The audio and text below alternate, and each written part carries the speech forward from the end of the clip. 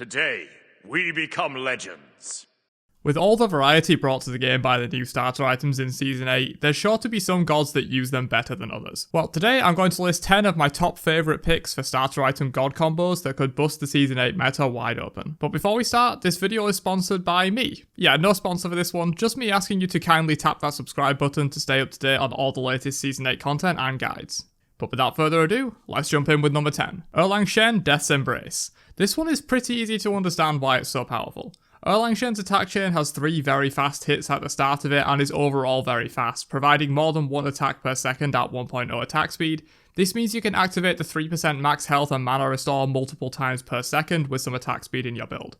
Do I need to explain why a tank healing 6% of their max health or more per second is nuts? It is worth noting that ERLANG SHEN's dog does not proc this item effect anymore. I've seen some confusion about that in my stream chat while playing PTS. That interaction was removed a while ago. ERLANG will only proc this item once per basic attack.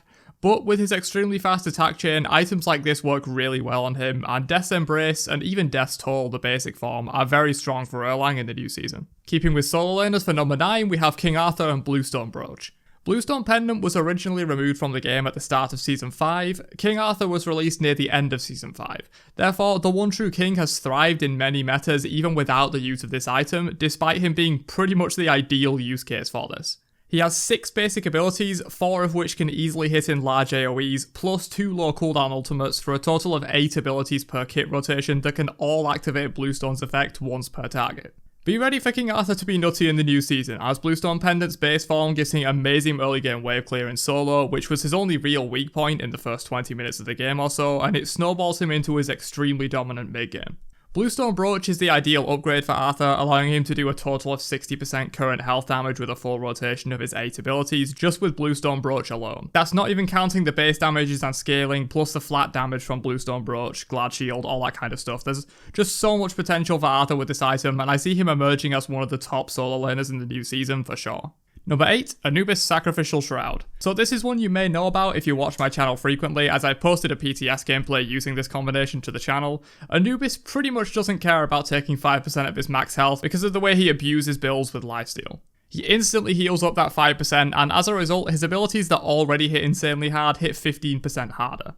I believe you also get more lifesteal because they do more damage, which probably covers the 5% max health already, so this item is really a perfect fit for ANUBIS and others like him. If you thought ANUBIS ult was one-shotting you before, try it with Sacrificial Shroud in Season 8 and you won't be disappointed, I promise you. Another mid laner for number 7, we have Hebo with Gem of Focus. This one is sort of a wildcard choice that I think has tons of potential, even if it's not a super obvious pick that everyone knows will be good. Gem of Focus gives up to 9% movement speed, 9% damage increase, and 6% damage reduction as long as you keep casting an ability every 10 seconds or less.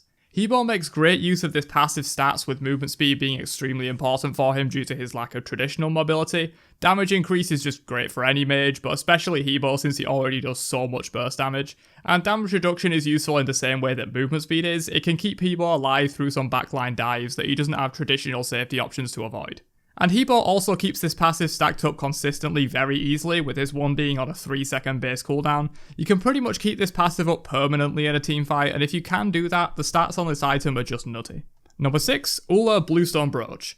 This one is a bit more obvious than the last one, but could be just as powerful. Specifically in mid lane, Bluestone gives ULLR the wave clear potential to match a lot of the other mages that are common there, and just amps up his burst damage to the extreme. In the typical ULLR combo, you're going to get 3 procs of Bluestone, which adds an extra 22.5% current health and 75 base damage from the item's passive alone, which could turn an ULLR combo that leaves you on 10% health into an ULLR combo that kills you in the late game.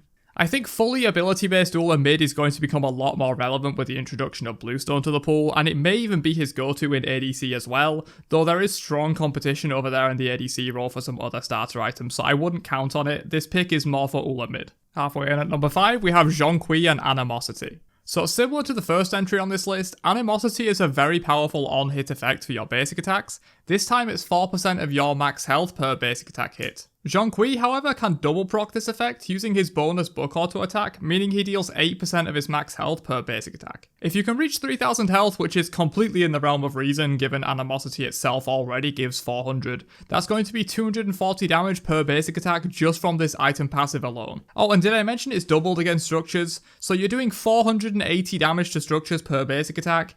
Add your normal basic attack damage on top of that, and you're looking at well over 500 here. Towers only have 2000 health, and yeah, you can see where this is going. I've tried this once on the PTS, and it's utterly ridiculous. Side note to ERLANG Shen, who I've already had on this list with Death's Embrace, but I think this item is also really good for ERLANG as well, so keep that in mind. Number 4 is Geb Solo with Hero's Axe. This one is more of a meme pick that I just think would be funny to try, despite not necessarily being super strong or anything. Hero's Axe gives the nearest ally that gets hard CC'd a shield equal to 10% of your max health. Assuming a full tank build, once again, that's going to be upwards of 3000 health.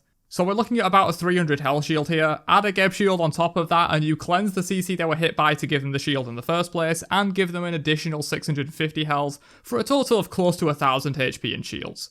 As some of you may know, that's about half a health bar for a squishy character. This does mean you have to play Geb in solo since Warrior's Axe is likely not going to be viable in support, but Geb solo isn't the worst idea in the world and has had decent meta success in the past as more of like a backline peeler type solo laner, which is what you need to make good use of Hero's Axe, so I think this could be funny. Number 3, however, is not funny and is completely broken. Nuwa Archmage's Gem. Nuwa is notorious for abusing items such as Soul Reaver on her ultimate since it's guaranteed to hit all 5 enemies no matter what. Well, Archmage's Gem provides 50% additional magical power scaling to your first ability if you've waited 20 seconds. Yeah, I'm sure you can connect the dots in your brain here. That Nuwa ult that was already hitting you for 400 plus is now doing an extra 200 or more from Archmage's Gem's passive. And that applies to every single enemy. Nuwa can easily do upwards of 3000 damage in total just by pressing 4 with this item in a late game build, plus the Rod of Tahuti buffs make it even easier to get extreme magical power builds going. Also, honourable mention to Scylla, who I think uses Archmage's Gem exceptionally well too, and can 2-shot people very easily with her 1-2 or 1 ult combo using this passive. Number 2, Sylvanus MANIKIN SCEPTER. This is another that I don't think will be top tier or breaking the meta or anything, but I know it will be somewhat viable and a great meme. Of course, Sylvanus has AoE basic attacks, and MANIKIN Scepter's passive burn effect will apply to every target hit by those. Since Sylvanus can hit 3 minions at once, this item gives him some insane early game wave clear, so much in fact that he can outclear most mid-mages. Never mind the solo laners or ADCs you might be playing against with worse clear than mid laners. If you like a good meme, I definitely recommend Sylvanus MANIKIN Scepter, though I don't think it's going to be defining the meta. And finally, number 1, Leader's Cowl AMATERASU. This one is really interesting to me, especially as an avid AMATERASU player. Ama is already an objective monster with the combination of her power aura and 10% damage boost aura, plus her amazing teamfight prowess with her impactful ultimate. Add a Leader's Cowl, which gives a 3% power increase to all nearby allies for each ally near you, and you have an amazing combination in my opinion. A maximum 15% power increase, plus the flat 30 power from her 1 and 10% damage increase from her passive, and you can burn Fire Giant in 10 seconds flat with the right team. Add a girdle on top of that and you'll just be off to the races. It's tough to find a role where Leather Cowl works well in the early game, but I think it's decent in solo, just worse than the other options like Death's Toll or Warrior's Axe for AMATERASU specifically. But once you get out of the early game and get Leader's Cowl online, this is an insane combo for objective focused play in Season 8. And that's 10 awesome starter item god combos you can try on the PTS or when Season 8 launches. If you enjoyed and found value in this video, then be sure to drop a sub and catch all my Season 8 content as it goes live, and I'll catch you guys later. Have a great day, and peace out, you nerds.